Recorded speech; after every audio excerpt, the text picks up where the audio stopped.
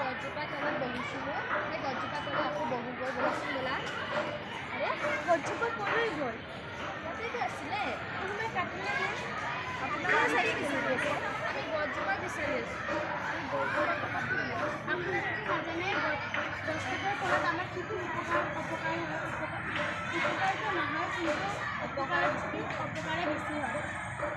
কিহৰ অপকাৰ হয়? আমাকতো কাটিব লাগিব। আপোনালোকে আমাক নহয়, এতিয়া কাটাটো চাওক, এতিয়া ইমান ডাঙৰ গছজোপা আমাক চাহ দিছিলে, আম গছৰ গছজোপা আছিলে, আম দিছিলে খাবৰ কাৰণে মিঠা।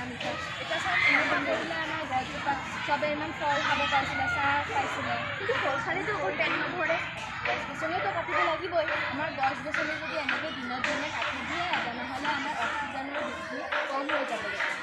কাৰ্বন ডাই অক্সাইডৰ মাত্ৰা বাঢ়ি যাব, বতাহ নাইকিয়া হ'ব, বৰষুণ নোহোৱা হ'ব, মাটি শুকাই যাব। এই চাকচোন মাটিবিলাকত হৈ যাব, মাটিবিলাকত চাপ নিমিলে বৰষুণ নোহোৱা কাৰণে। সেইটো কাৰণে কাটিব নালাগে গছজোপা, সহজতে এনেকৈ কাটিবলৈ কৰাটো আপোনালোকৰ ভুল। আৰু চাওক, যেতিয়া জলছে বৰষুণ আহে বা তোমাৰ যেতিয়া মানুহ এজনে গছৰ তলত ৰখে, তেতিয়াতো গছটোৱে আমাক ৰক্ষা কৰিব বৰষুণৰ পৰা।